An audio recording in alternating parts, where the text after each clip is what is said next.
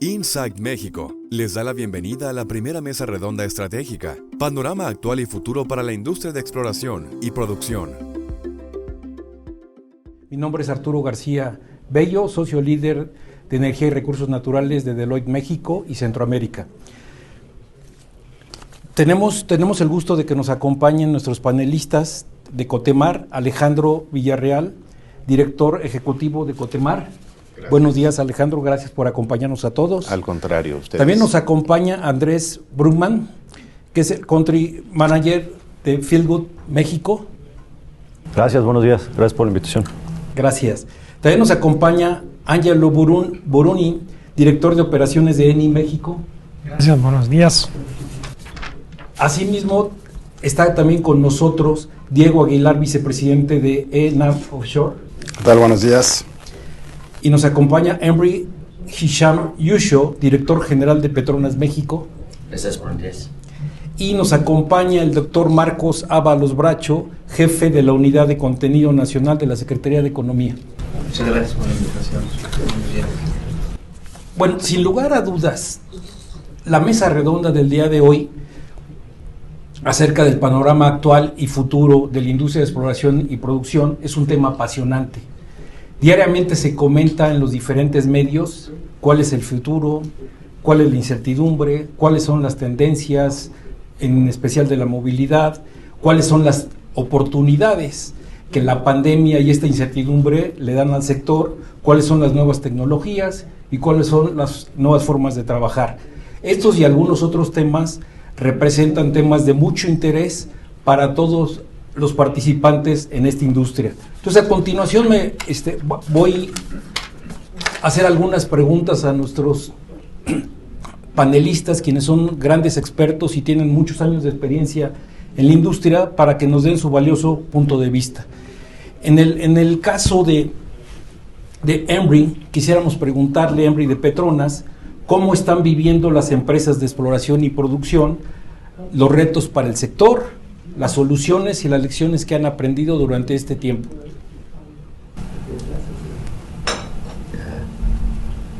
Buenos días, mi nombre es Embry. Sorry, I have to speak in English. My Spanish is very poor. 2020 was a difficult time for Petronas as a whole, and not just Petronas as a whole, but also in Petronas Mexico. But we continue to have that the operations. I think is impacted. The COVID-19 impacted not just Petronas. I think all the industries, not just the oil and gas, and that it really is a challenge for us in Petronas. It have slowing down in terms of the activities. It actually impacted the supply and demand of oil, and what happened is also it impacted the oil price, and the oil price went down, and that really affect the financials. And as Petronas, what we did essentially, we to survive, we also, like any other companies, have to cut in terms of our capital, and we did the reductions of capital at about 30%, and because of that, some of the activities have to be slowed down. In Mexico itself, we've been asked to evacuate the country at the time. Actually, we did. For the expats, we actually went out from the country for about 6 months. But it's really difficult because we're still working, because we do have wells to drill in Mexico at the time. I think we spudded our well in September last year. So while we were away, you can imagine we were working like from midnight until early morning, because we have to work on these hours in Mexico hours. We back in Malaysia was like 14 hours different. So we lived that way for 6 months, and we came back. I think to put all the SOPs, the procedures, so that we can actually operate is totally different now. We have to be very cautious on what we do, and it's not just added that challenge, but also added this cost to doing business during this COVID time. So, but anyway, we continue to do our operations here. I don't think we really slowed down in terms of our operations in Mexico. Just to share with all of you, actually, we are spent close to, we are just in explorations We have yet to be in production or in development like what Andres is doing now. We have spent close to about $1 billion now, just drilling. And we have, I think we have drilled 7 wells together with our partners. We are in 10 blocks in Mexico. I think together with our partners, Repsols and Murphy. So we have drilled up to 7 wells now. Together also we have Sinox as part of our partners. So we have drilled 7 wells. We have another 3 wells that we're going to drill this year. Continue to drill this year, including our wells. So I think it doesn't, for Petronas, we still want to invest in Mexico. We believe there's something in Mexico. And I think we have gone through all this challenge, and I believe now this is a new normal, and we know how to operate in this new challenge. It's just that now it will be in terms of capital, in terms of financial, that is where I think we really need to see, because now portfolio ranking becomes as more prominent in deciding our projects. So I think that is where we are now for Petronas. Bueno, muy interesantes los comentarios, en especial por la confianza que está manifestando Petronas en México. Los retos son muy claros, cómo ven los cambios, y sobre todo, aparte de la confianza, el dinamismo de la inversión que Petronas, de acuerdo al calendario que tiene planteado, lo han venido cumpliendo, y creo que es algo muy alentador para nuestro país. En el caso de Andrés, de Fieldwood México, Andrés, la pregunta sería que ante el panorama que tuvimos a inicios de 2021 respecto a la escasez del gas proveniente de Texas, ¿no? el problema de la disrupción que se tuvo, ¿cuál es tu opinión acerca de la estrategia para garantizar que el país tenga un suministro continuo en el futuro? Pues sí, mira, a mí me gustaría dar más primero un contexto de qué fueron las situaciones que nos llevaron a ese problema en particular, ¿no? Porque son muchas. No sé si recordarán, hace 15 años en Estados Unidos, particularmente Texas y California, eran de los precios más altos de gas, no solo en América, sino casi a nivel mundial, con excepción de algunos países en Asia. Y era muy caro porque la producción de gas natural en sí ya era cara. Producir yacimientos de puro gas en Estados Unidos se había hecho ya muy caro. Cada vez eran más pequeños, con menores depósitos, y entonces había que invertir mucho y el costo de extracción era mayor, por ende. ¿Qué pasa? De hecho, en ese entonces México era exportador neto de gas natural a Estados Unidos. Con la revolución de shale, Estados Unidos logra disminuir drásticamente el costo de producción de gas natural hasta bajarlo de 8 a 2 dólares, ¿no? Es lo que hemos visto últimamente.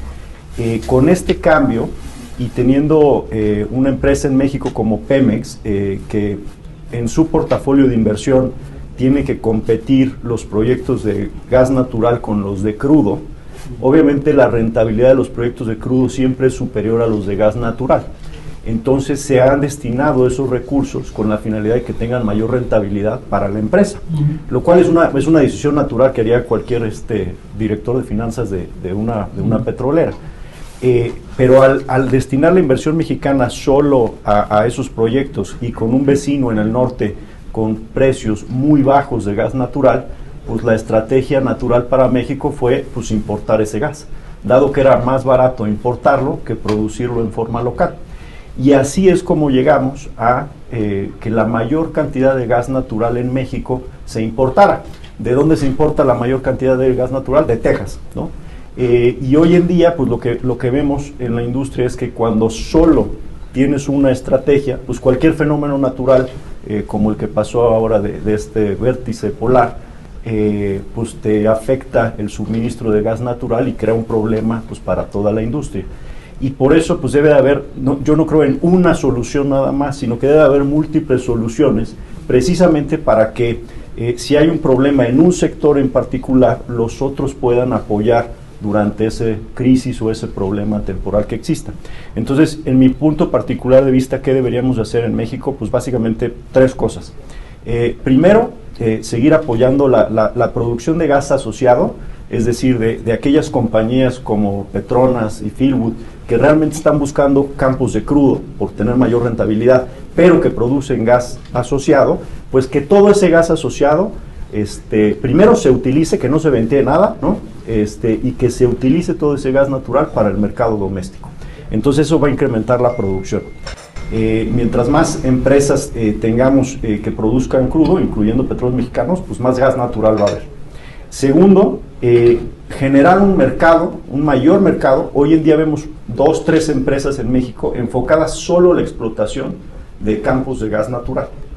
Estos campos de gas natural tienen el reto que yo comentaba hace rato de enfrentar un costo de importación que puede ser más bajo al costo de producción, pero yo creo que ahí lo que deberíamos de jugar es con el régimen fiscal, es decir, el régimen fiscal pues genera regalías, o los productores tienen que pagar regalías al Estado mexicano por ese gas, pero al hacerlo no se está produciendo ese gas, porque nuevamente es más barato importarlo.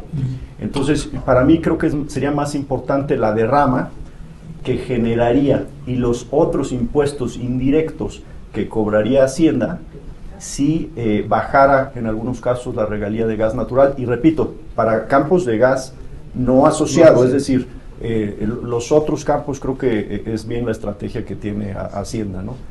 Pero yo sí fomentaría más el desarrollo de campos de gas natural puros en México. Y por último, yo revisaría la estrategia para hacer un desarrollo sustentable del shale o de los campos de lutitas. Esto siempre ha habido controversia, si hay temas ambientales, pero con todo. Yo creo que la industria, cuando la industria se decide y toma estándares estrictos en materia de sustentabilidad, siempre ha demostrado que logra hacer desarrollos compatibles con el medio ambiente y con las necesidades de las comunidades.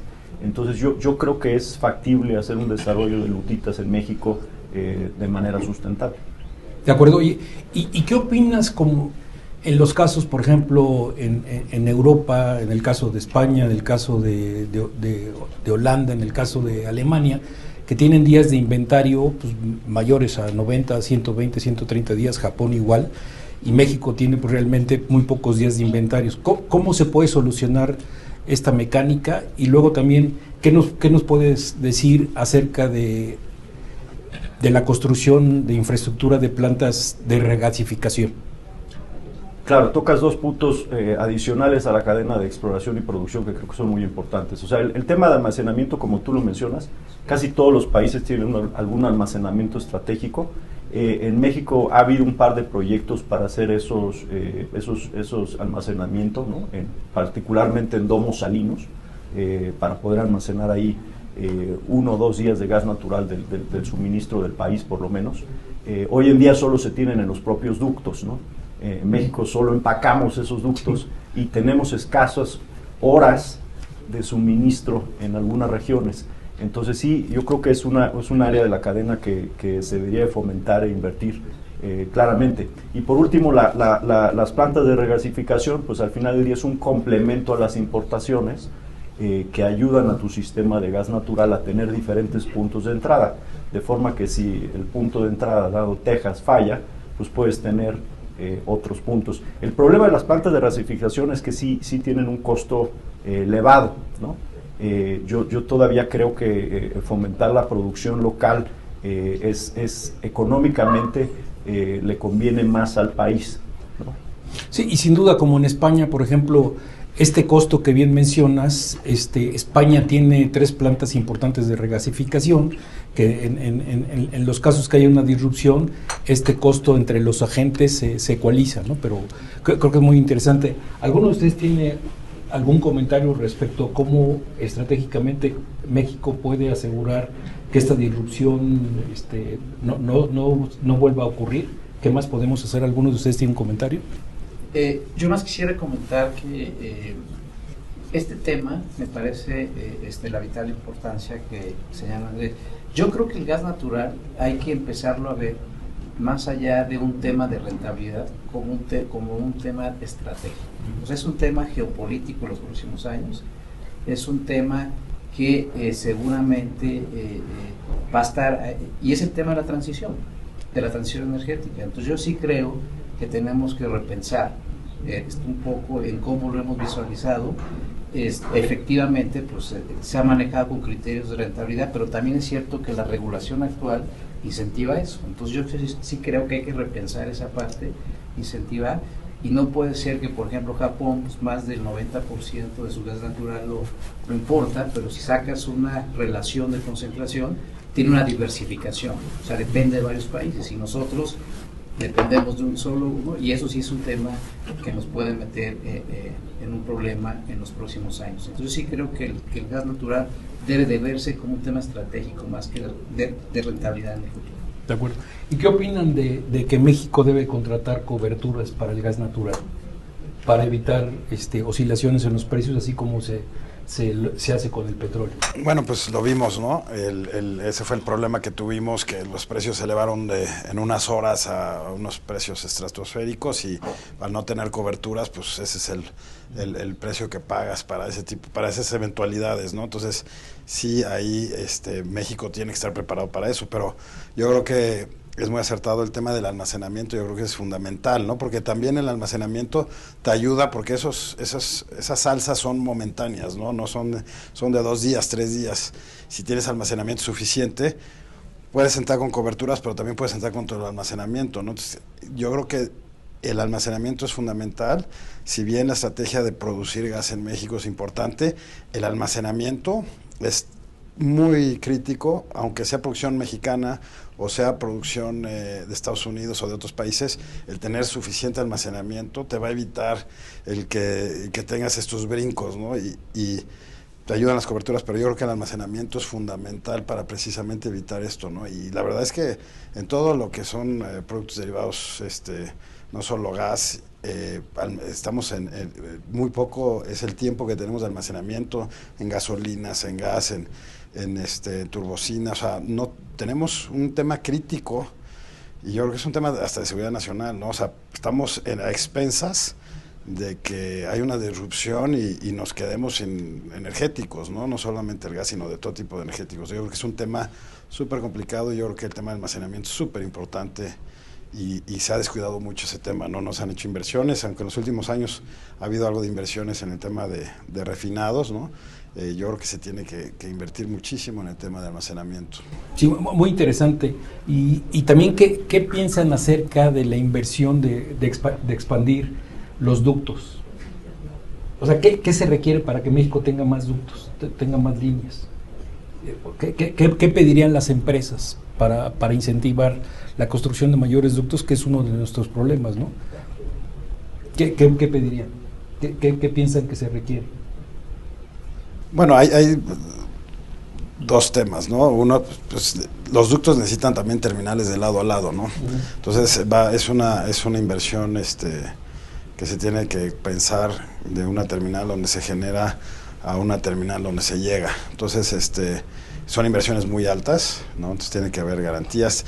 Ha habido un tema muy importante en México con el tema de los derechos de paso, ¿no? Entonces es un tema y temas ambientales, y entonces hay muchas cosas que se tienen que facilitar para que pueda haber esas inversiones, ¿no? Hay muchos proyectos que se han parado, se han construido muchos gasoductos en los últimos años, pero creo que todavía estamos en el sureste, por ejemplo, tienen un problema muy fuerte de abasto de gas, ¿no? Entonces es importante tener esa certidumbre, y poder llegar a almacenar o regasificar para poder. Entonces son inversiones muy fuertes que se tienen que hacer en puertos, ¿no? El sureste es el que tiene el principal problema ahorita de abasto de gas, ¿no? Y básicamente es porque no hay una fuente constante de abastecimiento de gas, y la forma hay un par de proyectos que se han hecho, pero que no sean, que requieren mucho capital y no se han llevado a cabo, ¿no?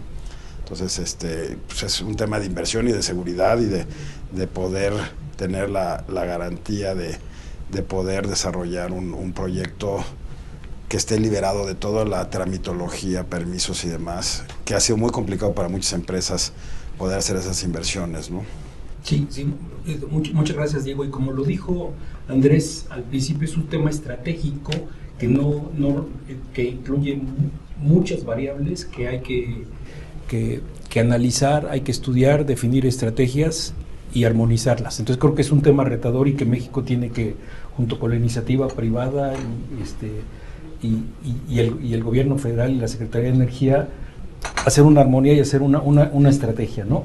Y Diego, siguiendo contigo, ¿qué efectos e implicaciones tuvo la caída de los precios del crudo en 2020 y cómo tú vislumbras el segundo semestre de 2021 y hacia el futuro? Bueno, el 2020 fue un año pues, muy extraño para todos, ¿no? La pandemia, vimos unas cosas que nunca pensamos ver, precios del crudo en menos, ¿no? Cosas que nunca nos esperamos.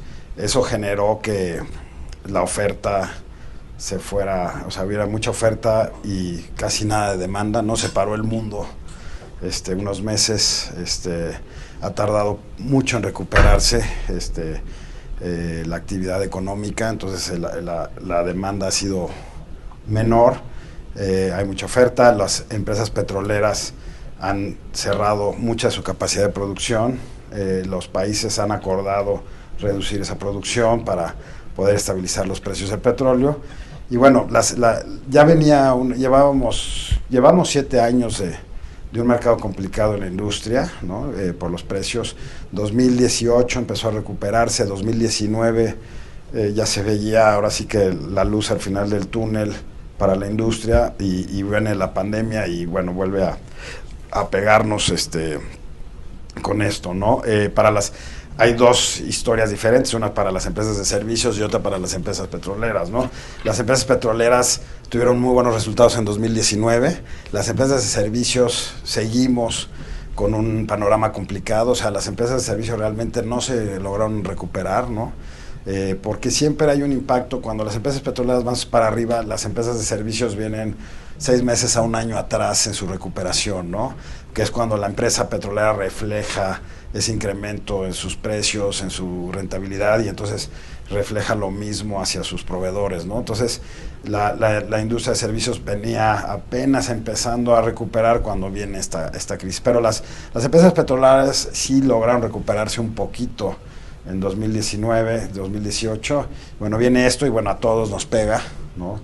Empresas de servicios, empresas petroleras y bueno, se quita mucha de la demanda de la demanda que hay y bueno, hoy en día hay mucha oferta, pero se cerraron muchos pozos, ¿no? Y lamentablemente no es como que uno puede reiniciar la producción con apretando un botón, ¿no? Entonces la demanda está otra vez creciendo, mientras el mundo se está vacunando y se está reactivando la economía, pues se está viendo mucha más demanda y bueno, se espera que en estas fechas dentro de un año pues esté vacunado la gran parte del mundo y sobre todo las economías importantes que son las que mueven la economía mundial, pues se supone que para estas fechas ya van a estar a full, ¿no? Oye, Diego, y mencionaste algo muy interesante, ¿no? Respecto a la recuperación que es posterior a las empresas de servicio.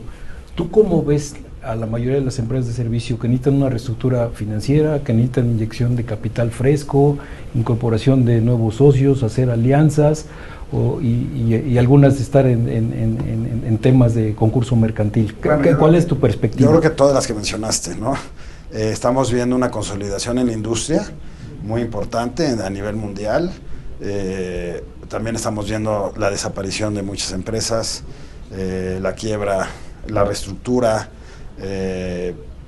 a nivel mundial, ¿no? De empresas que nunca imaginamos que se fueran a meter en problemas, hoy están en problemas, empresas públicas, empresas privadas y en todas las latitudes, ¿no? En el Mar del Norte, en Estados Unidos, en Asia, por ejemplo en el sector donde estamos nosotros, que es el sector de embarcaciones costa afuera, pues no hay una empresa que se haya salvado, ¿no? A nivel mundial. Todas o quebraron o se consolidaron o están en un proceso de reestructura o ya pasaron un proceso, inclusive hay unas que ya están en un segundo proceso de reestructura, ¿no? Hay ciertas facilidades como en Estados Unidos en algunos lugares de Asia y demás que te permite hacer esa reestructura, ¿no? Muy, muy fácil y demás, pero es increíble que vemos que toda la industria, ¿no?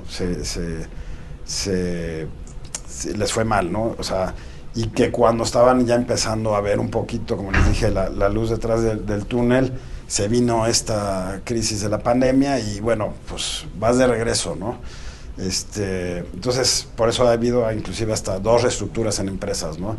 Entonces, sí se ha acabado el capital, ¿no? En este sector. Y bueno, pues por lo mismo de lo deprimido que está el mercado, pues los inversionistas tradicionales se han salido del espacio, ¿no? Ahora también la pandemia aceleró todo el tema de renovables, ¿no?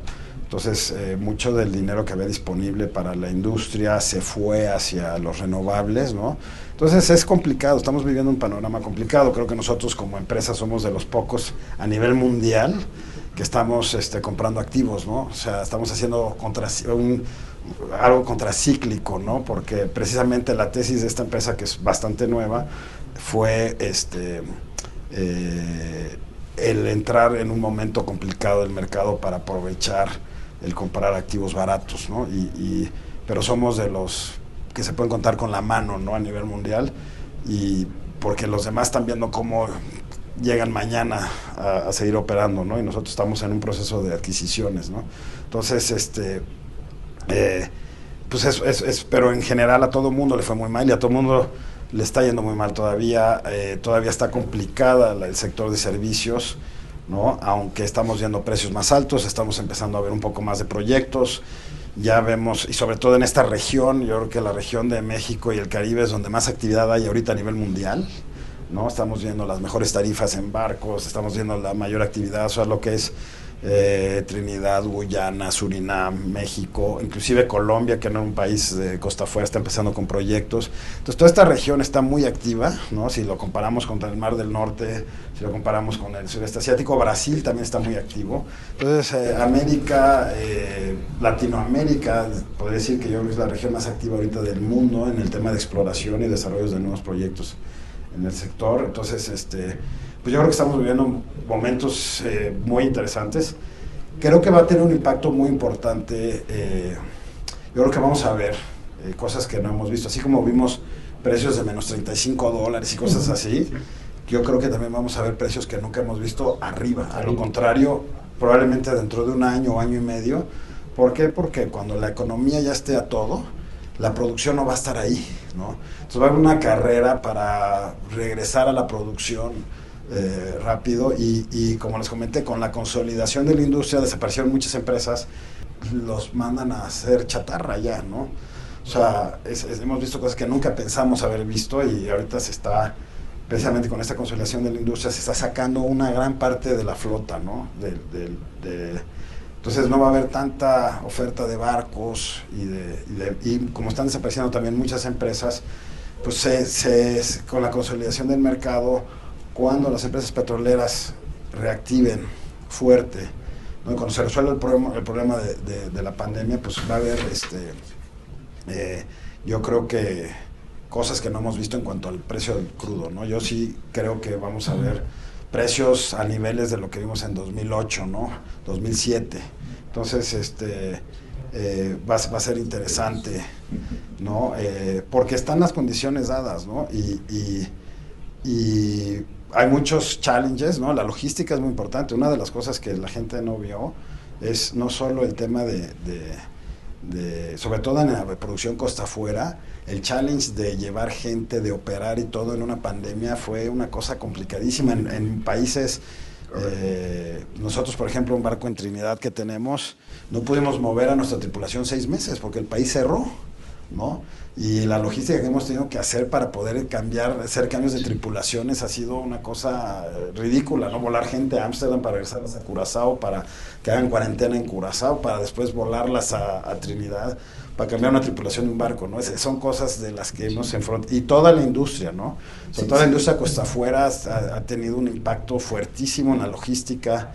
la gente que está viviendo en un barco o en una plataforma, en un área confinada con demás gentes, con el problema de la infección. O sea, ha sido una... Muy retador. Muy retador. Entonces, muy retador, Andrés. Yo creo que si hemos vivido los últimos 7 años muy complicados, yo creo que a partir de 2022, yo creo que sí vamos a, si no pasa otra cosa extraña como lo que pasó el año pasado, yo sí creo que la industria va a tener una recuperación y yo creo que toda la industria tiene para rato, ¿no? O sea, la transición energética va a llevar el consumo de muchos energéticos antes de llegar a esto de cero emisiones, ¿no? Entonces, todavía tenemos para rato este sector, ¿no? De acuerdo, Andrés, pues creo que muy interesante los retos que planteaste y la flexibilidad que van a tener que tener las compañías y la velocidad de reacción cuando vengan los cambios, ¿no?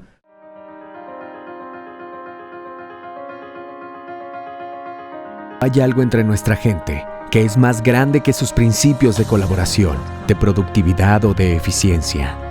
La familia. Sin el apoyo de la familia, el rumbo sería incierto. Por tu compromiso, lealtad y amor a tu familia, es momento de hacer un alto en este camino para reconocerte a ti. Porque sabemos además que eres parte de las personas que sí saben qué les depara el futuro. Porque luchas por un México mejor para los tuyos. Juntos y paso a paso, seguiremos formando parte de la historia de México. Nuestra capacidad para sobreponernos a los diferentes desafíos que nos ha tocado enfrentar cuenta la historia de todos nosotros, integrantes de la familia Cotemar.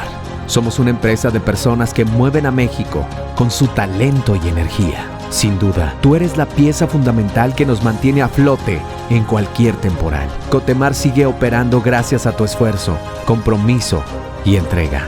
Recuerda siempre que, en Cotemar, tú eres nuestra mayor inspiración y el motor que nos mueve. Siempre contarás con nosotros.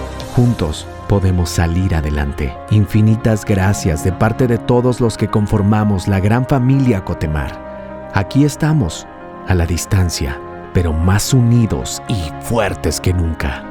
Gracias a nuestra gente. Cotemar se mantiene fuerte por ti.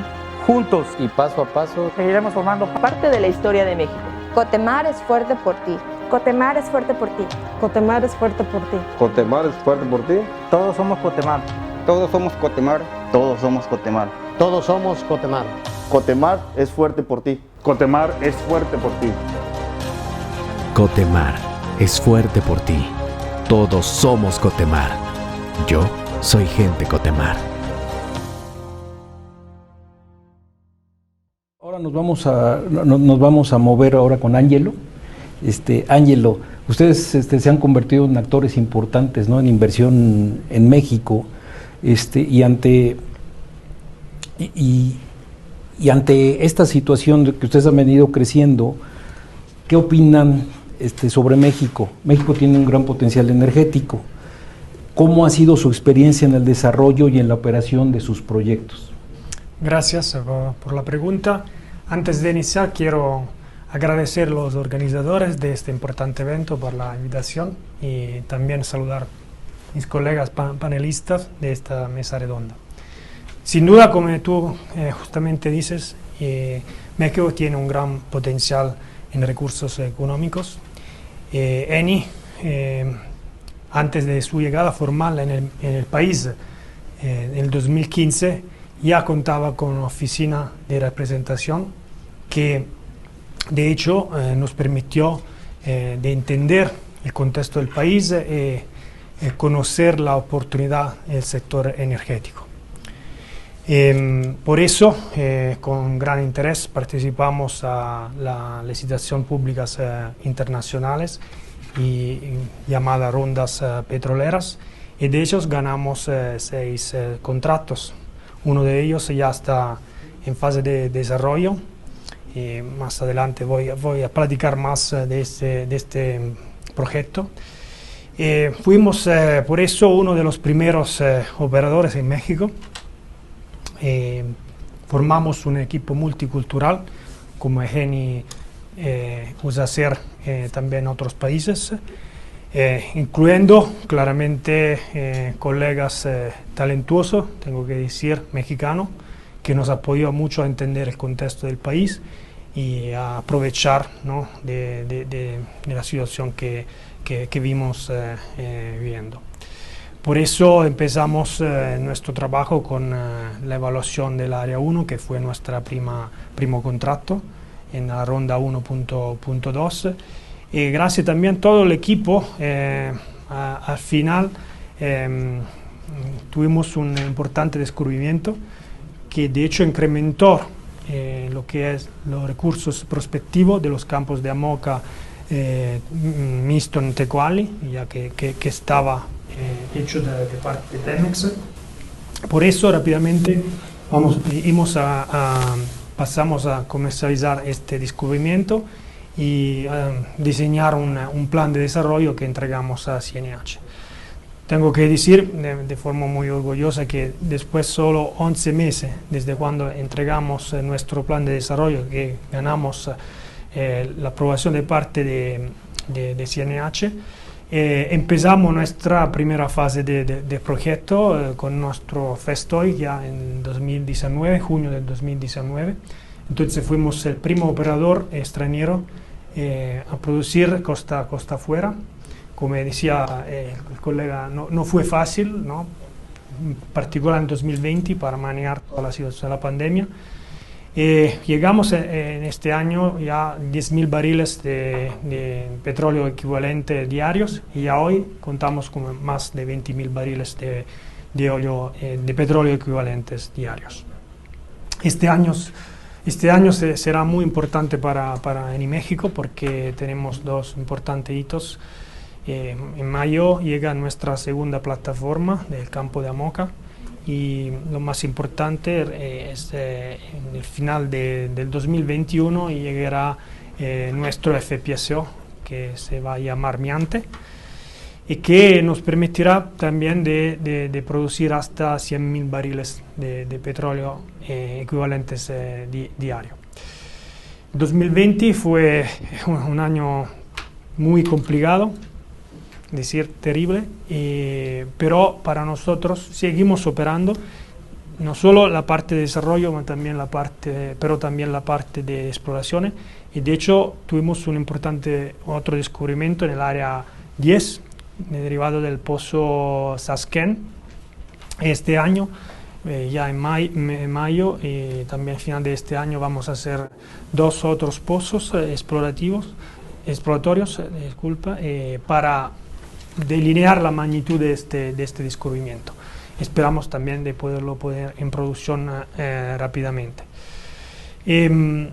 Tengo al final decir que trabajamos, esto es ahora un modelo de Eni en el tema de la sustentabilidad, es una prioridad para nosotros. Ya a partir del 2015 empezamos a trabajar junto con la comunidad locales, en donde nosotros hemos trabajado, para hacer un plan de apoyo para las comunidades. Nos enfocamos en particular en los pilares de la educación, construyendo escuela, la seguridad, en la salud de las comunidades locales. Y seguro, claramente lo vamos haciendo en los próximos años. No es un tema que se va a cumplir con este proyecto, pero seguirá también en fase de operaciones. ¿Y cómo les ha ido en cuanto a la calidad del aceite que han venido sacando y la recuperación de la cartera y los precios que les han venido pagando? Más allá de lo del mercado. En esta fase de nuestro proyecto, que llamamos fase temprana, nosotros estamos entregando producto a Pemex. Entonces, estamos en un mercado, ¿no?, que manejado de Pemex. La calidad de nuestro campo es muy buena. Será diferente.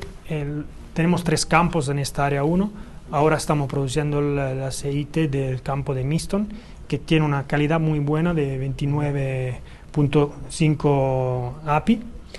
El precio claramente es debido a Pemex y al mercado, ¿no?, mundial. Como se decía antes, la pandemia afectó mucho el precios, porque por las restricciones se bajaron los movimientos de personas entre el país y afuera de los países. Eso bajó el precio, pero tengo que decir que nosotros nunca hemos parado nuestras actividades, hemos seguido operando para mantener nuestro compromiso con el gobierno con este contrato. Y ahora esperamos de poder aprovechar, como justamente se decía, este crecimiento del precio y de las actividades debido al hecho que esperamos poco a poco vamos a salir de esta pandemia, de esta situación y volver a la normalidad o la nueva normalidad. De acuerdo, muchas gracias. Alejandro, después del 2020, ¿cuáles son los principales retos que tú ves del sector, las soluciones y en especial las lecciones aprendidas? Por supuesto, sobre todo lecciones aprendidas. Yo creo que en el 2020 nadie esperábamos que iba a pasar algo como lo que sucedió. Todo el mundo teníamos nuestros planes, nuestras metas, y de repente hubo un factor externo que te cambia todo lo que tienes pensado. Afortunadamente estamos en una industria que se consideró esencial y por lo mismo no paró. Muchas otras industrias tuvieron que parar y se vieron ante una situación mucho más complicada que la que nos vimos nosotros. Sin embargo, aquí se ve en una situación donde tú tienes que seguir operando y mantener tu operación con circunstancias tan delicadas como una pandemia se vuelve complicado, como comentaste ahorita, Diego, todas las complicaciones logísticas. En nuestro caso, pues tomamos todas las medidas necesarias, tomando cautela sobre todo en la cuestión física de las personas, donde desgraciadamente gentes que tuvieran hipertensión o diabetes, pues tenías que dejarlas a un lado, porque no podías arriesgarlos a meterlos a un medio donde pudieran contagiarse y tener complicaciones mayores. Los cercos que pusimos funcionamos. Tuvimos que contratar a una cantidad importante de doctores que estuvo revisando, que estuvo checando a toda esa gente, y aún así tuvimos casos. Desgraciadamente los servicios médicos disponibles donde operamos no son muy buenos. Tuvimos que rentar hoteles para convertirlos en clínicas portátiles donde nosotros mismos atendíamos a nuestro personal. Y eso nos ayudó mucho porque generó una confianza en la gente que está trabajando con nosotros, de que se les estaba cuidando, de que estábamos con ellos, de que en un momento dado que tuvieran una complicación no los íbamos a abandonar y dejarlos en una clínica en no sé dónde. Y eso nos ayudó mucho a sortear el 2020. ¿Qué lecciones aprendimos? Pues primero que todo, acabas de mencionar una palabra importante: flexibilidad de las empresas. La flexibilidad para poderte adaptar a los diferentes entornos que se están viviendo. Obviamente no consideramos la caída de los precios del petróleo, nunca pensamos que eso pudiera suceder. Me encanta lo que dice Diego, que va a llegar a niveles arriba de 100. Ya le puse el número, ¿no? Pero bueno, yo creo que eso nos ayudaría mucho a todos. Pero sí creo, con respecto a qué lecciones aprendimos, hay que ser cautelosos. Cautelosos porque no te puedes ir a tomar, ¿cómo le llamaremos? Tomar por hecho que las cosas van a suceder como han sido en el pasado. O sea, y aquí pues cambia totalmente el ambiente porque vivimos en un entorno que está cambiando constantemente. Como comentan ahorita, yo no veo el fin de usar el crudo como un energético en los siguientes 10 años. Creo que esto va a mantenerse, aunque sí hay grandes oportunidades con las energías alternativas. Creo que todavía le cuelga algunos años cómodos a que todavía esta industria sea firme y sea mantenible. Ahora, en cuanto a soluciones que tú ves hacia el futuro y qué nos dices de los jugadores que están en tu sector, ¿qué has aprendido de ellos o dónde ves las oportunidades para tus competidores alrededor y qué lecciones has visto? Fuera de lo que le ha pasado a Cotemar o lo que ha experimentado. Correcto, sí. Cotemar, como tenemos dos aspectos. Uno, como el apoyo a los servicios de construcción y operación en Pemex. Y otra es como los campos que estamos manteniendo. Y en el caso de Pemex, pues yo veo que es una empresa que ha batallado. Veo que hay un firme esfuerzo de los actuales directores para sacarla adelante. Están ante una situación difícil, pero veo que hay mucho trabajo por delante. Y las empresas que cumplen y puedan sacar adelante, trabajar con esto, tienen un potencial tremendo para continuar. En los campos, pues obviamente hay situaciones de infraestructura, donde no es, para incrementar producción obviamente tienes que tener una infraestructura adecuada para poder sacar el producto, y eso pues son retos que hay que ir viendo cómo puede superar. Afortunadamente nosotros en el campo, los campos que tenemos, hemos logrado incrementar la producción importantemente. En el caso del campo Cuichapa, el API que tenemos es de 32, o sea, es muy buen crudo el que tenemos. Construimos nuestra propia planta separadora y procesadora de crudo para poder incrementar más la producción, es decir, por las tuberías existentes poder mandar más volumen de producción, y eso pues nos ha permitido seguir adelante. Sin embargo, ahorita pues estamos limitados por cuestiones de infraestructura, de cuánto puedas tener en producción, debido a que depende de cuánto te puedan recibir en un momento dado. Sí. Oye, y mencionaste algo muy interesante respecto a la problemática de los campos que también tiene Pemex, ¿no? Correcto. ¿Tú crees que Pemex debe de cambiar algo en relación a sus contratos, modificarlos, invitar a nuevos jugadores, o que se debe mantener bajo el sistema contractual que hoy tiene? Fíjate que ha habido mucha controversia al respecto. Mucha gente comenta de que Pemex tiene unos contratos muy agresivos. En efecto, son difíciles, son duros, pero habemos muchas empresas que llevamos 40 años trabajando con ellos y hemos salido adelante. Entonces, que si lo cambian, que si no lo cambian, pues sí, son contratos muy difíciles. En caso de fallas, las penalidades son altas, pero pues operamos con ellos por muchos años y estamos saliendo adelante. De acuerdo, y pues Alejandro, muy interesante también tus puntos de vista, ¿no? Ahora vamos a movernos con la Secretaría de Economía, con Marcos. Marcos, ¿cuál ha sido el comportamiento en términos del cumplimiento en cuanto a contenido nacional que ha presentado la industria versus las metas que originalmente fueron planteadas? Claro. Yo preferiría hablar de calidad de contenido nacional, y déjame pongo un poquito de contexto de lo que ya los colegas han señalado de manera muy contundente. Sí, efectivamente el tema del COVID pues no solamente nos ha cambiado la forma de vivir, la forma de digamos en la industria, toda la logística, etcétera, sino también nos obliga a repensar la política pública, digamos, en materia de contenido nacional, y así lo hicimos durante este año. Y yo creo que también una de las, como bien se ha señalado, pero un tema que también se afectó es el tema del suministro, de la proveeduría en la cadena del valor del sector energético, en particular de hidrocarburos. Eso está muy diagnosticado.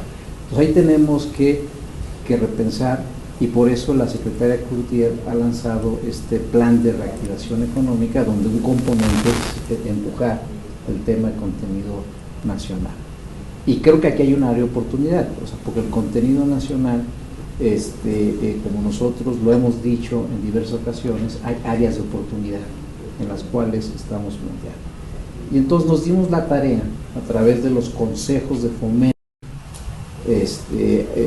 fomento, del Consejo de la industria de hidrocarburos, digamos, con toda la industria, con la academia, con los operadores, en fin, diseñamos unas estrategias con acciones muy específicas que las vamos a dar a conocer en los próximos días. Por ejemplo, se identificaron cerca de 100 bienes y servicios en la industria de hidrocarburos donde tienen potencial de contenido nacional. Obviamente lo tenemos que hacer de manera responsable.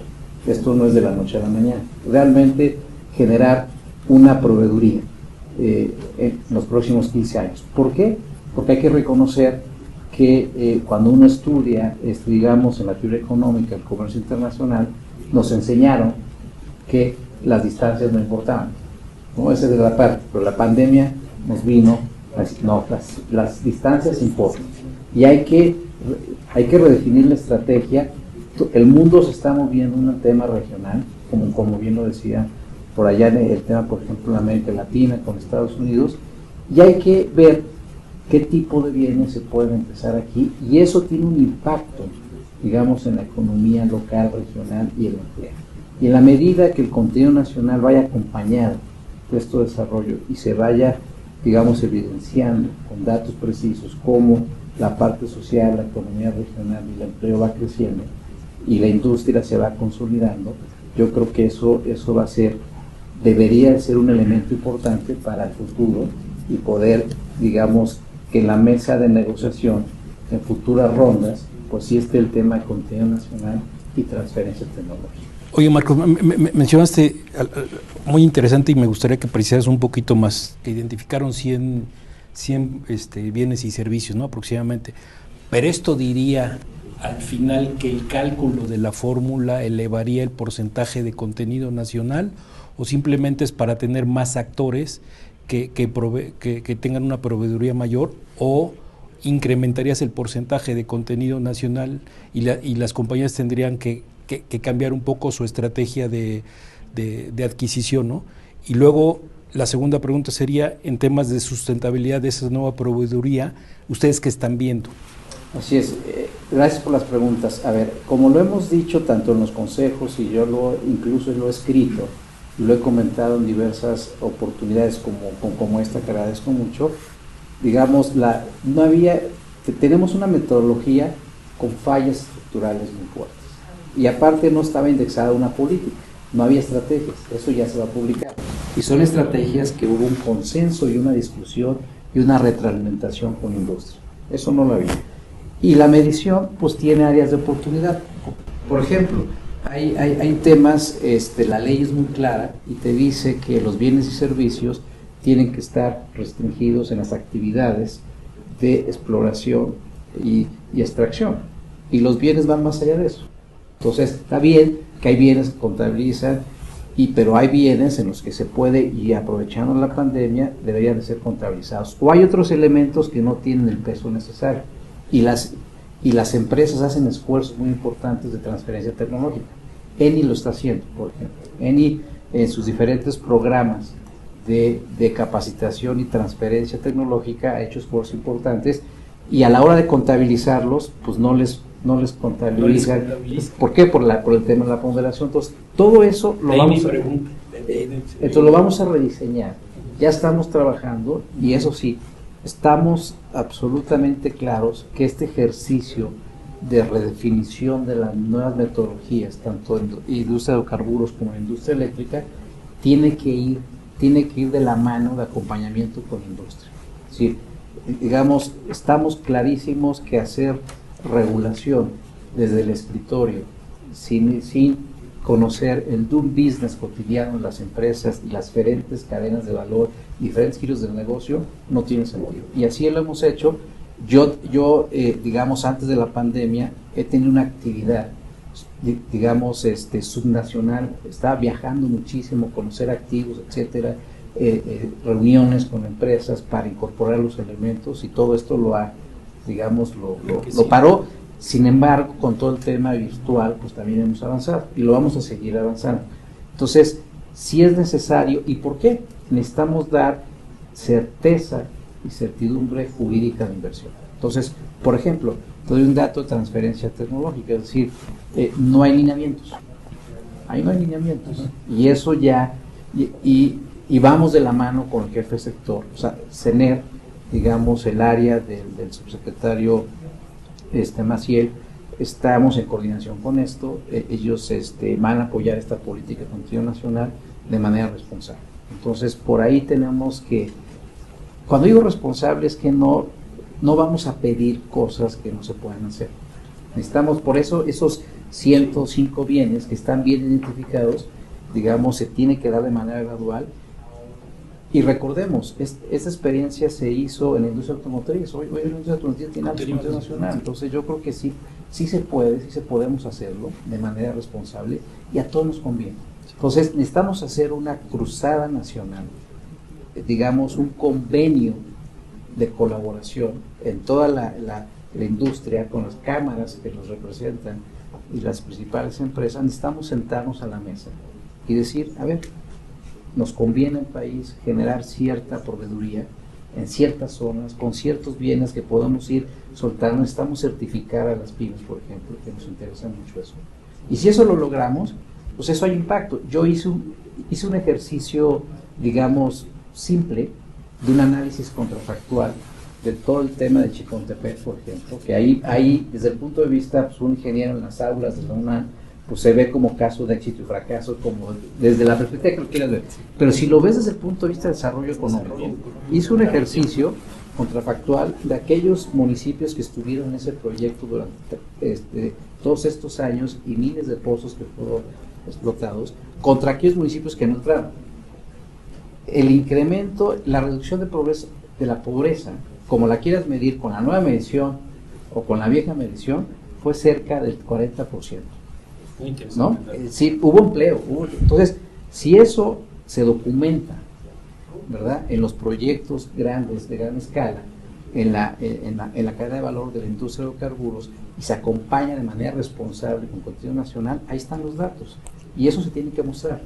Y eso tiene que ser un elemento para seguir promoviendo la inversión en los próximos años. Oye, Marcos, ¿y qué nos dices si va a haber cambios en cuanto a sanciones y multas? ¿Y por qué hago esta pregunta, no? Porque con la pandemia pues ha habido cambios, ha habido retrasos, etcétera. ¿Ustedes prevén incorporar cierta flexibilidad, ciertos cambios en sanciones y multas? No, o sea, de hecho tenemos, hemos, conforme al marco que nos rige, normativo jurídico, hemos dado las extensiones para que nos presenten los reportes. Qué bueno que comentas esto.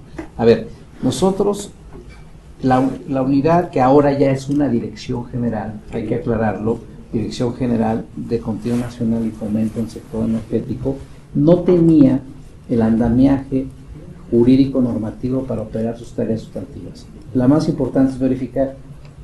Esta unidad que ahora es dirección se creó desde 2014. ¿Sabes desde cuándo? Apenas el año pasado creamos el instrumento jurídico para poder verificar. No podíamos verificar. O sea, es decir, era ridículo, pero eso ya está.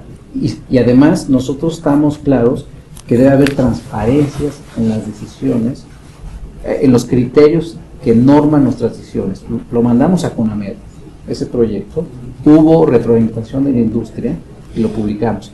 Pero ¿qué solamente publicamos? No teníamos la obligación y lo hicimos.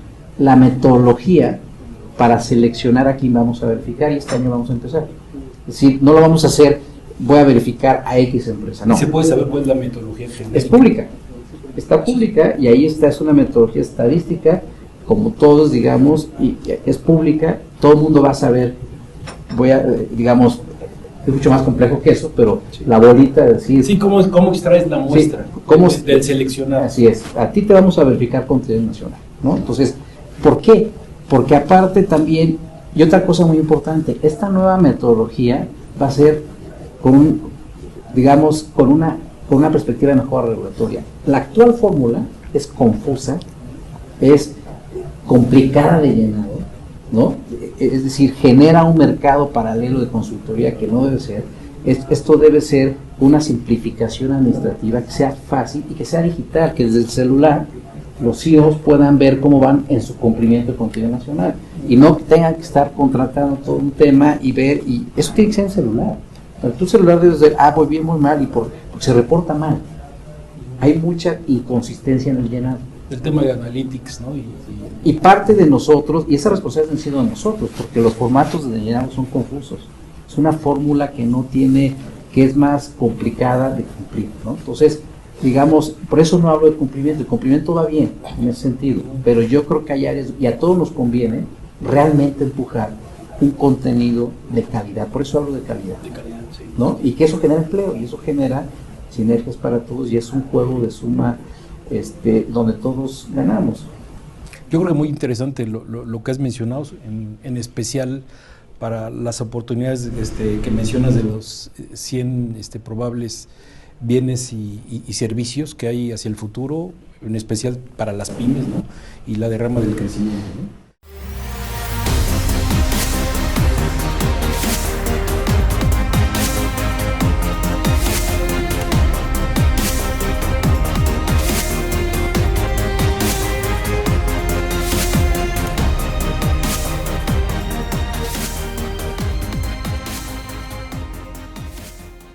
Pues vamos a pasar a otra pregunta y eso es para el panel en general.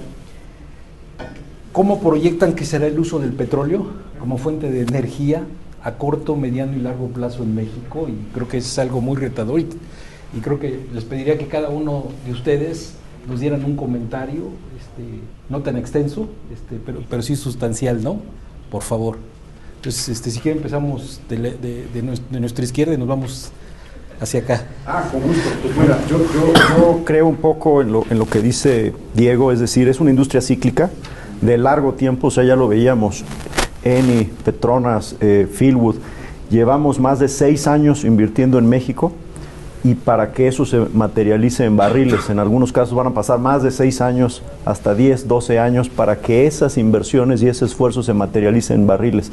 Ya decía Diego también lo que requiere para los proveedores de servicios, invertir y volver a tener activos para dar servicios. Entonces, en ese sentido, en el corto y mediano plazo no me extrañaría que hubiera picos de donde haya falta de suministro de crudo. Hoy en día yo lo que creo es, a nivel mundial eso va a incrementar precios, ¿no? De lo que hoy en día estamos viendo. Claro que hoy en día ya hay un tema de shale, donde el shale sí tiene una capacidad, digamos, instalada que puede meter a mercado relativamente rápido a comparación de desarrollos convencionales que tardan mucho más tiempo en ver los resultados. Entonces sí vamos a ver un cierto tope en los precios, eso sería mi expectativa. En el caso de México, pues el gran reto es que hay muchos campos, hay más campos en México que requieren inversiones que el dinero que hoy en día se está invirtiendo en estos campos. O sea, es decir, tenemos mucho potencial como país para producirlo. Y en el largo plazo, pues no cabe duda que hay una transición energética. Entonces, para mí esta es la última llamada para México, para realmente meter todas las inversiones en el sector y monetizar esos activos, particularmente petróleo. Yo creo que gas natural durará muchos más años todavía como un suministro que también ayuda a contribuir la reducción de gases de efecto invernadero comparado con los otros combustibles fósiles como carbón, gas LP, leña, que todavía se utiliza en algunas partes del país, ¿no? Entonces, pues para mí esa es la última llamada para México, para que en los siguientes 3-5 años invierta en todos estos proyectos y pueda hacer una explotación sustentable, pero también monetizarlo para generar ese desarrollo económico que queremos para el país, ¿no? Gracias, Andrés. Marcos. Sí, rapidísimo. Yo sí creo, coincido con que creo que es la visión mayoritaria de este panel.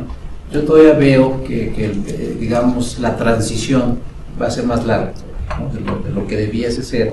Sí, todavía veo que el petróleo va a seguir siendo, se va a recuperar y va a seguir siendo todavía, digamos, importante junto con otros, etc. No obstante, yo sí creo que el tema lo va a dejar de ser y creo que el gas natural tiene que ocupar ese papel preponderante en la transición. O sea, yo sí creo que el gas natural se debe de repensar. Es increíble que otros países estén diversificados y nosotros lo tenemos y no lo sacamos, ¿no? Eso es algo que del costo de oportunidad que eso genera en un país es muy grande. Entiendo que hay tecnologías, entiendo que debe haber inversión, pero necesitamos dejarlo de ver como un tema de rentabilidad, sino como un tema estratégico que además es transversal y pega a toda la industria, a otras actividades económicas. Y yo creo que, y además, aún así, aunque salga más caro hacerlo que importarlo, aún así te sale más barato para generar energía en los industrias. ese ejercicio ahí lo tenemos ahí muy claro. Entonces creo que por ahí debe de estar.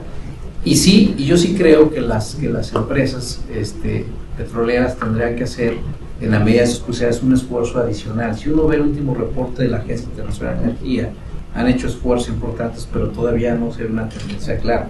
Y se tiene que hacer esa transición, y tienen que ir pensando. Obviamente la pandemia creo que sí lo complica, pero creo que por ahí va, y eso digamos es algo que ya tenemos que internalizar. Nos cuesta mucho trabajo, pero la transición llegó y tenemos que ir allá.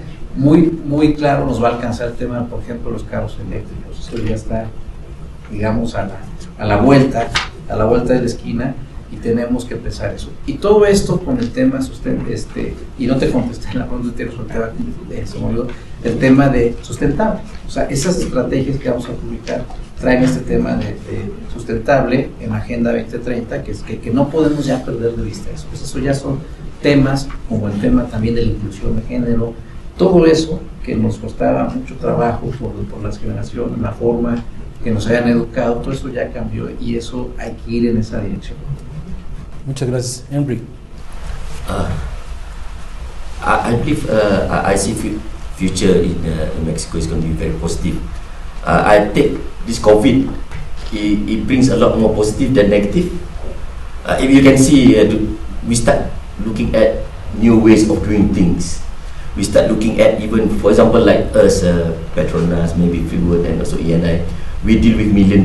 Every time we spend, it's actually $1 million, $100,000. We never count even the coins. We never see the coins. Now we even count all those coins. So we've been very detailed on how we spend. And then we look at the way that we do things. Probably last time we have 11 steps to complete certain things. Now we probably have shortened it, becomes 5, because you need to do it faster. And I think it becomes more efficient. I think a lot of companies now, it becomes more efficient. Not just the oil and gas, I believe the service providers also, I think it becomes more I would say, more efficient. Then you can see a lot of collaborations now, right? Last time Petronas is just Petronas, Freewood, but now we start to talk. We talk to NI and we talk to the service providers, just to understand and see where we can actually work together. And I also see that there's a lot of synergies. You can see there's a lot of merging of companies because there's synergies between these companies, and I think that will bring some positive effects to the industries. So I do believe that for Mexico, I would say the future is going to be still positive. I also want to comment on the gas part. I think we talked about natural gas just now. Many of the companies like Petronas, when it comes to Mexico, we do not look at gas. We always look at oil. The main reason is not that we are not interested in gas, but because we do not see the clear path of that monetizations, right? So what will be the price, what will be the infrastructure, and now we have to compete with the abundant gas in the States. And it's cheap because they are producing oil, and this is just the byproducts of oil, and it's cheap. So how do we compete with that? And I think if we have that clear, a lot of companies, I would say, the IOC will actually start to put money and to do more explorations to find gas in Mexico. I think that is one. And I think the next, also people talk about the energy transitions, going to renewables, green energy. But I believe for us, oil and gas, there are also things that we can actually do. Now, when we look at our operations, we start looking at the emissions and see how we can actually capture this and to make sure that we do not emit. And I think that the target of net zero of many companies now, I think, will be achievable if we start looking at it now. Even for Petronas now, we are still in explorations, but I think we need to start looking at it going forward. And I believe it's going to be a positive thing for Mexico. That's my belief. Yo creo que es muy interesante ver cómo una compañía sigue manteniendo su apuesta al petróleo y no al gas. Son puntos de vista válidos y son muy interesantes, ¿no? Y podemos mencionar, ¿no? Por eso existe Dubái, ¿no? Dubái vio hace muchos años que se podía extinguir, ¿no? o minimizar el uso potencial del petróleo. Entonces, Ángelo, ¿qué nos comentas al respecto? Yo creo que el sector petrolero va siguiendo en corto y mediano plazo ser el actor principal del sistema energético. También creo que en largo plazo va a ser en un lugar importante, si no el primero casi, pero espero también que nueva fuente renovable va a ser más importante, así que se va a cumplir esta transición energética que todo el mundo está en espera. Por México también veo lo mismo, dado el gran potencial que tiene el sector petrolero y la abundancia que hemos experimentado nosotros de los recursos prospectivos que existen en México. Creo que va a ser en México un incremento de producción en corto medio plazo. Y también la estrategia del gobierno, ¿no? De hacer mantenimiento del sistema de refinación y también el desarrollo petroquímico, creo que eso va a fortalecer el desarrollo económico del país en mediano plazo. Pero México es un país tan grande, con tan riquezas naturales, que creo que tiene que aprovechar de eso y empezar con nueva fuente renovable para generar energía eléctrica, y así que también México puede empezar esta transición energética de forma ordenada y rápida. ¿Tú vislumbras que las compañías globales, ¿no? Incluyendo los mexicanos, entonces van a seguir metiendo en su portafolio no solo el petróleo, sino también si ves que va a haber los jugadores de petróleo van a tener portafolios mixtos importantes? Sí, eso está pasando también con Eni. Desde un año que hemos cambiado nuestras organizaciones. Ahora de eso tenemos dos direcciones, una enfocada siguiendo en el sector petrolero, la otra de mismo valor y para la parte de fuente de energía derivada de fuente renovable. Entonces creo que tienen que hacer más adelante para hacer que llegue a un punto de fuerza y sacar parte de la cuota que ahora está con el sector petrolero. Pero sí, como lo está haciendo Eni, lo está haciendo todas las empresas petroleras más grandes. Alejandro. Pues como comenté anteriormente, yo sí veo un potencial fuerte. Si nosotros nos fijamos en el volumen y hablo demanda estimada de crudo que había antes de la pandemia, que era alrededor de 100 millones de barriles diarios. Se estima que esa demanda bajó entre 65 y 70 millones de barriles. O sea, fue una caída drástica debido a COVID principalmente. Las economías se contrajeron, la demanda cayó, llegaron los precios a negativo, cobraban por almacenártelo. Y la razón pues es muy clara, había una caída fuerte en la demanda. ¿Qué vemos ahorita? Pues yo lo que veo es un crecimiento que se está despertando en una forma muy rápida. Vemos a la economía de Estados Unidos creciendo en una forma galopante, tan fuerte con estos estímulos que se dieron, que pues, el desempleo va a caer en falta de recursos. O sea, van a subir los sueldos porque no va a haber gente a quien contratar. Las tasas de interés seguramente las van a tener que subir para detener este crecimiento tan fuerte, y eso va a arrastrar el consumo. Y el consumo considero que está directamente relacionado con el precio del petróleo. Considero que no nada más se van a recuperar los 100 millones de barriles diarios de demanda, sino que va a subir. No sé si estén de acuerdo conmigo. Pero no veo que en el corto plazo haya una contracción. En efecto, estoy de acuerdo, las energías renovables van a tomar su posición, y eso es bueno, pero no veo en el mediano plazo una caída de la demanda de crudo. Es raro, pero al llegar aquí había un poco de tráfico, por no decir un congestionamiento fuerte. El aeropuerto, sí. Es totalmente. Y me dio gusto, Me dio gusto ver que ya estamos otra vez levantando el volumen de actividad económica. Los aeropuertos están a reventar. En Estados Unidos ya casi están a los niveles prepandemia. Interesante, muy interesante. Y eso pues crea una demanda directamente sobre energía. Diego. Pues yo creo que coincido con lo que dijeron lo que dijeron la mayoría, ¿no? Hay una controversia muy fuerte de si ya estamos en el peak oil o no. Yo creo que no. Yo coincido con Alejandro. Yo creo que para poder lograr esa transición vamos a tener que usar mucho más hidrocarburos en lo que hacemos la transición. Y entonces yo creo que es un wake-up call, como dijo Andrés, para México. O sea, es la oportunidad ahorita de México de aprovechar esto. Hay muchos challenges, ¿no? Hay una falta de infraestructura brutal en el país para la industria, aunque tengamos tantos años México, sobre todo en la parte de costa afuera, trabajando.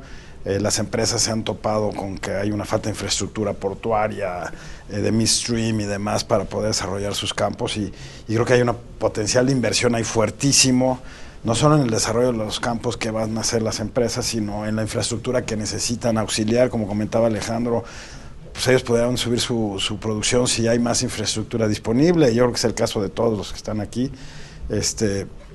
Entonces yo creo que hay un potencial gigantesco en la industria, pero es un wake-up call para México, para Pemex. Le están invirtiendo mucho dinero a Pemex, le están dando mucho apoyo, es una de las banderas de este gobierno. Sin embargo, pues tiene capacidad limitada de recursos. Yo creo que Pemex tiene que aperturarse un poco más para que la inversión privada llegue a mismo Pemex, ¿no? Busque nuevos esquemas de tipos de sociedad y demás para desarrollar campos, ¿no? Los privados, ¿no? Que sea también todo el tema burocrático y de permisos y demás sea mucho más flexible, más sencillo para que se puedan hacer los desarrollos más rápido, ¿no? Hoy nos encontramos entre la pandemia y la sobreregulación con muchos problemas para desarrollar tu actividad, ¿no? Es bastante complejo todo, ¿no? Tenemos ahora sí que permisos de todo, ¿no? Entonces tenemos que eficientar toda esa parte para que México aproveche ahorita, porque yo creo que esta es la última oportunidad, como dijo Andrés, de desarrollar la industria, que si se desarrolla adecuadamente, las inversiones y el beneficio que va a traer a mediano y a largo plazo para el país van a ser muy importantes, ¿no? Y lo hemos visto en muchos países cuando, bueno, ponemos un ejemplo, Noruega, ¿no? O inclusive en algún momento Brasil, o como está teniendo ahorita otro reauge Brasil por la industria, y muchos países, ¿no? Malasia, como tú comentabas, Emiratos Árabes, ¿no? Que están pensando en esa transición y están dejando cosas para el futuro, ¿no?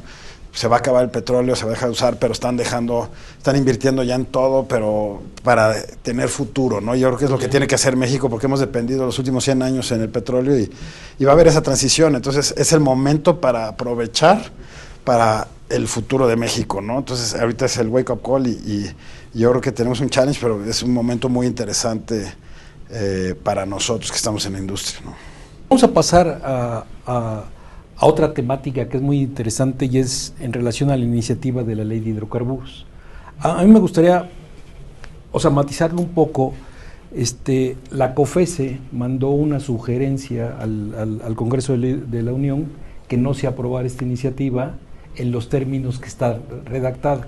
Y básicamente, a lo mejor quiero simplificar uno, porque no está. Yo creo que se requiere mucho definir el tema de a qué se le denomina seguridad energética. Creo que ese es un tema clave. Y el segundo es el tema de los permisos. Si como está redactado el tema de los permisos puede inhibir que cualquiera pueda estar interesado en tener un nuevo permiso y en la renovación de los permisos, qué tan complicado puede ser esto. A mí me gustaría centrarme en esto, ¿qué es lo que ustedes opinan? Pues mira, yo te podría decir, nosotros como empresa de exploración y producción, por ley de hidrocarburos, no podemos invertir en activos de midstream, de almacenamiento o transporte, como ya lo comentábamos. ¿qué vemos de estos proveedores con los que también trabajamos? Porque nosotros necesitamos de esa infraestructura para comercializar nuestra molécula, ya sea crudo o gas natural, ¿no? Ya lo comentaba Eni, Petronas, lo mismo, los mismos cuellos de botella que mencionaba Alejandro. Entonces, nosotros al tener un sector de midstream fuerte, pues eso nos ayuda a comercializar más rápido esa molécula. Entonces, para nosotros creo que lo que es clave es que hay un sector dinámico en midstream que quiere invertir, ¿no? Son también inversiones de largo plazo, donde se requiere pues gran certidumbre en el tema de permisos y se requiere una certidumbre regulatoria. ¿Por qué? Porque los permisos, generalmente estas inversiones las amortizas en 20 años. Entonces estamos hablando de proyectos transeccionales donde si no hay esa certidumbre de que la inversión se recupera en 20 años, no hay forma de invertir en esa terminal, en ese ducto, ya sea terminal marítima, terminal terrestre, almacenamiento, etcétera. Entonces, digo, para nosotros, yo como un externo, yo no soy participante en la industria, pues yo creo que mientras más certidumbre regulatoria haya, mejor. Creo que particularmente un punto que ha visto varios comentarios es el tema de la afirmativa ficta versus negativa ficta. Creo que la simplificación regulatoria es algo que a todos, incluso al propio Pemex y las empresas estatales como CFE, le facilitaría mantener la afirmativa ficta para precisamente agilizar el tema de permisos, ¿no? Y es una opinión, digo, sin estar metido en el sector, pero creo que sí es algo que sería ideal que se mantuviera esa afirmativa ficta. No lo veo también como el que se acabe el sector simplemente por ese cambio. Básicamente lo que se tiene que mantener es esa agilidad en la obtención de esos permisos, pues para que se detonen esas inversiones, ¿no? Henry, ¿qué piensas? For the way that I see it, actually, it's really like what Andres mentioned just now. When we come to investment, when we invest, actually we look at long term. We don't invest like 1 year, 2 years, especially in oil and gas. And it will take us probably a number of years before we can actually recover our investment. So to have a very limited time, and every time we need to get that permit, doesn't give us that, allow us to have that confidence to invest. And I think we do need to have this, but since this becomes a law and it's something that we have to actually see how can we have to be flexible. And the thing is what I think the industry really wants is actually to have that conversations before certain law is being established, so that the view of the investors also will be part of that considerations when it comes to having that law. I think that's my view. Muy interesante. Alejandro, ¿tú qué piensas? Coincido, pues hemos hecho inversiones muy fuertes en los campos que no se amortizan en periodos cortos y, lógicamente, pues requieres un plazo razonable para recuperar. Sin embargo, yo no he recibido más que un apoyo total de las autoridades de la CNH para incrementar la producción. O sea, realmente el apoyo ha sido directo, abierto y claro. Jamás nos han puesto limitantes, jamás, ni siquiera limitantes burocráticos para salir adelante. Entonces, veo claramente un apoyo de las personas que están dirigiendo esto para que ayudemos al país a incrementar la producción. Diego.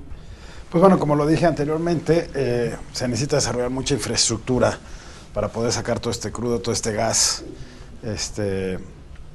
y solamente se podrá desarrollar esta infraestructura con inversión. Sabemos que el gobierno tiene ciertas limitaciones en cuanto a inversión en este tipo de infraestructura, entonces serán los privados quienes tendrán que mayoritariamente invertir en desarrollar toda esta infraestructura. Entonces, crear certidumbre es muy importante, porque como dijo Andrés, estos son proyectos de muy largo plazo, donde se espera una tasa de retorno, donde se está arriesgando este capital. Entonces, los capitales llegarán si hay esa certidumbre. Hay que entender muy bien cómo va a terminar esta ley de hidrocarburos, si va a pasar o no va a pasar, si le va a pasar lo mismo que la eléctrica, pero sí, la certidumbre es súper importante para que estos capitales en este sector de midstream, ¿no?, que es básicamente el que se está afectando, pues haya claridad para que puedan llegar esas inversiones, ¿no? Porque sí sí se tiene que tener esa certidumbre para que se desarrolle la infraestructura que requiere la industria para sacar el crudo, ¿no? Ya sea ductos, ya sea terminales de almacenamiento, ya sea FPCOs, FCOs, o sea, todo lo que es el tema de la distribución del producto, ¿no? De transporte. De acuerdo, gracias. Marcos. Bueno, yo como el dominó paso. No, a ver, déjame decirte. A ver, el tema de contenido nacional, independientemente de la estructura de mercado, ¿no? Si es competitiva o es competitiva y mucha competencia, o está orientada hacia pocos jugadores, una estructura oligopólica, pues el tema, nuestra atribución a la economía es muy clara. Nosotros no somos el jefe del sector, digamos, de la política energética, ¿no? Nosotros somos contenido nacional y nuestra tarea principal es precisamente incentivar el contenido nacional.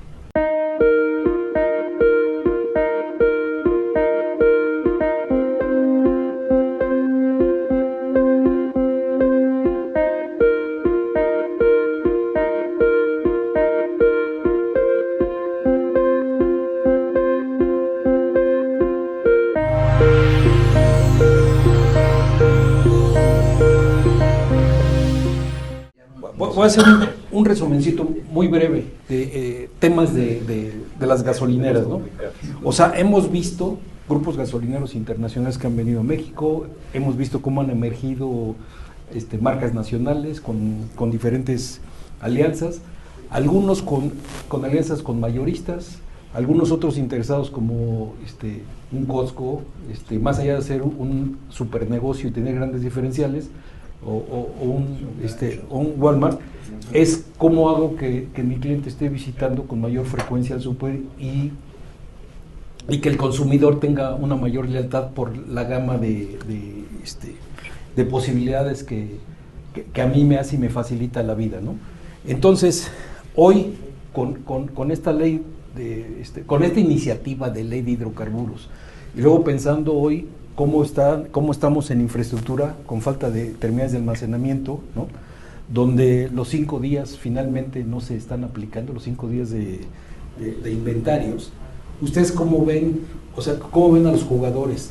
Que va a haber algunos jugadores que se van a salir del mercado, van a necesitar más inversiones para consolidar su posicionamiento, porque también el número de gasolineras que hay en México se requieren mucho más. Y sí se ve, se ve que hay un potencial en México para tener mucho mayores gasolineras. Creo que ese es un tema muy interesante. El otro tema es que las tiendas de conveniencia y las gasolineras del futuro tienen que cambiar el formato, ¿no? Y eso también te da un atractivo para el retail. Y por otro lado, el tema del auto eléctrico, nosotros en Deloitte hemos estado analizando y sí creemos que el auto eléctrico tiene un gran futuro, sin embargo creemos que el híbrido más. ¿Por qué? Porque lo que es el litio y ciertas materias primas para producir la batería, las reservas probadas o probables en el mundo no alcanzarían hoy, y tampoco en muchas ciudades el estar recargando el 40% o 30% de los coches o el 50% en las casas no aguantaría la electricidad, ¿no? Entonces, ¿ustedes cómo vislumbran el futuro de las gasolineras? ¿Cómo ven? ¿Que van los inversionistas y los grupos a seguir invirtiendo en las gasolineras? ¿Ven una inversión atractiva o la ven modesta? Bueno, en ese sentido te quería comentar porque aparte de INAP también participo en una empresa relacionada. Las inversiones se pararon, o sea, eso es un hecho. Los proyectos que tenían muchas marcas de tener X número de gasolineras para tal año, para 2020 por ejemplo, pues no van ni a la mitad del proyecto que tenían, ¿no? Están ahorita paradas esas inversiones precisamente porque hay una incertidumbre, ¿no? En cuanto a los permisos, tanto de comercialización como de importación, ¿no? Entonces, las gasolineras como tal, las marcas, han parado sus inversiones, sus procesos de recambio o cambio de imagen o de marca ha sido mucho más lento de lo que habían hecho anteriormente, y muchas empresas grandes de traders o empresas petroleras que están en el sector también han disminuido sus planes. Nosotros en lo particular estamos desarrollando una terminal en Tuxpan con un trader, o sea, el trader más grande del mundo, y paró la inversión con nosotros, ¿no? Precisamente para ver qué va a pasar ¿no? Y ya tiene una inversión importante en México, pero decidió parar esta inversión, y el caso es el Manzanillo también, 3 terminales proyectadas que se iban a construir, ya se pararon, en Lázaro Cárdenas, o sea, hay varios proyectos ahorita que están parados hasta no ver cuál va a ser el outcome de esta reforma, ¿no? Si va a pasar, no va a pasar y cómo va a pasar, ¿no? Esta incertidumbre, entendemos y es muy válido que el gobierno esté muy preocupado, y es legítimo la preocupación que tiene de ir en contra del famoso huachicol, ¿no? Que tanto es o de robo en ductos o en terminales, como es ya fiscal en las aduanas, ¿no? Es legítimo si hay una distorsión de mercado muy importante, el cual está generando un boquete al gobierno en cuanto a la cobrada de IEPS y de IVA, ¿no? Que está dejando de generar el gobierno por todo este contrabando o este robo. Y es legítima esa pelea, pero yo creo que hay otros instrumentos que había de aplicar para evitar eso, más que castigar a los que están haciendo las cosas bien, ¿no? Porque por ahí va, ¿no? Y realmente el que lo está haciendo por el otro lado lo va a seguir haciendo si no se hacen otras medidas. Yo creo que esta ley no va a realmente acabar con eso, sino al contrario, le pega a los que lo están haciendo legítimamente y que están pagando su IEPS, están pagando su IVA y que están invirtiendo, ¿no? Entonces ese sí es un tema muy importante, porque hoy las gasolineras hay una competencia desleal, ¿no? Antes, pues, quieras o no, Pemex controlaba todo y Pemex ponía el precio y no había otra forma, ¿no? Pero ahorita tú platicas con los gasolineros, te dicen, es que me están ofreciendo producto a un precio que es ridículo, o sea, no, si le compro a mi proveedor de siempre, pues, o sea, no puede competir él con lo que me están ofreciendo acá, ¿no? Y es por eso, ¿no? Es claramente o robo de combustible o contrabando, ¿no? Entonces, sí es un tema muy complejo, pero sí creo que eso está generando ahorita, esta incertidumbre está parando todas las inversiones en el sector, ¿no? En este sector, básicamente, ¿no? Entonces, el ritmo que llevaban las gasolineras y en cambio de sus marcas y demás, y las empresas que han llegado, porque han llegado muchísimas, y se han creado también marcas nacionales, yo creo que se tiene que ordenar y se tiene que generar confianza para que sigan los planes de las empresas, ¿no? O sea, iba creciendo muy rápido toda esta transformación y ahorita se paró, ¿no? De acuerdo, muy interesante.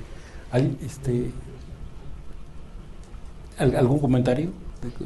Bueno, en temas de contenido nacional, recordemos que solamente hay obligaciones en la parte del upstream, ¿no? En la parte del middle down, no lo hay. Y lo que estamos planteando nosotros es precisamente, más que poner obligaciones de contenido nacional, vamos a poner la parte de obligación de reporte de contenido nacional para tener una primera aproximación al mercado de cómo operarse y incentivar.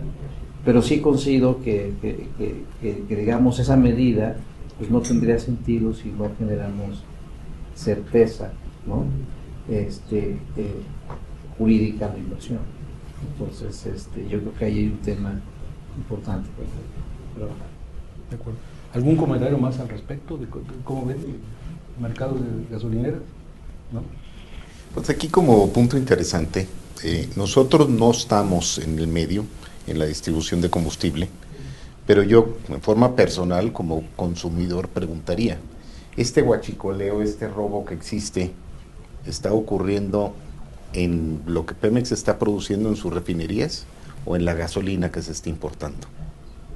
O sea, ¿le está pasando al sector privado o le está pasando a Pemex? ¿O es un mix? ¿O es un mix? No, yo creo que el principal es, ahorita lo que ha crecido en los últimos meses es el huachicol fiscal, ¿no? El contrabando de combustible importado, ¿no? Que viene sin pago de impuestos, ¿no? Todavía sigue habiendo algo de robo hacia Pemex, pero yo creo que ahorita lo que ha pasado en los últimos 3-4 meses ha sido el contrabando fiscal, ¿no? O sea, totalmente, ¿no? Y le pega por los dos lados, le siguen robando a Pemex y no están contribuyendo con los impuestos.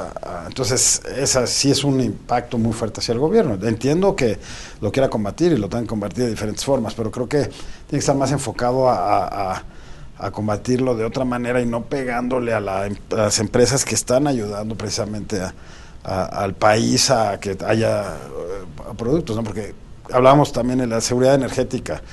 Y yo creo que eso es un tema importantísimo en todos los sentidos, no solo en el tema de gas, ¿no? Sino también en el tema de refinados. O sea, no tenemos almacenamiento en México. También estamos en esa línea delgadita, ¿no? de la distribución, o sea, algún tema que nos complique la logística y nos quedamos sin gasolinas, ¿no? Entonces, todo eso es importante y si Pemex estuviera en una situación como la estuvo en algunos años anteriores, donde había mucho dinero, pues podría invertir en desarrollar esa capacidad de almacenamiento, pero hoy no la tiene. Entonces, es importante que los privados sean los que entren a hacer ese tipo de inversiones y, como dice Andrés, son de muy largo plazo y de mucha certidumbre, ¿no? Muy interesante, Diego. Bueno, pues Inside México quiere agradecer a estos extraordinarios panelistas por sus puntos de vista, sin lugar a dudas muy interesante y sobre todo gente con mucha experiencia, no solo en México, sino global, que han venido a aportar cosas a México. Les agradecemos mucho su participación. Inside México agradece la participación de los reconocidos panelistas en la industria y al público por su presencia online en esta interesante plática. Los esperamos en el próximo webinar que estaremos anunciando próximamente.